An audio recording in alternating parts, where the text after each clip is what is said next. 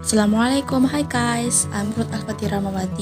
Today I wanna make video how to make a sandwich. Let's get to the list. First, I chop cabbage. This part is personality. If you wanna use, it's okay. If you don't want to use, it's okay too. After I chop cabbage, I crack 2 eggs, and then I input chopped cabbage in the bowl. Add salty soy sauce, chopped garlic and red onion, and sambal. And you can mixing. I'm sorry guys, I forgot record part to cook.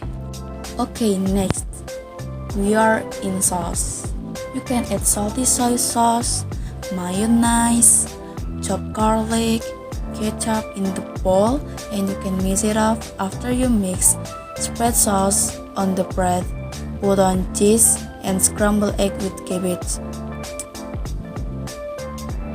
Cover bread with other bread slice. You can serve.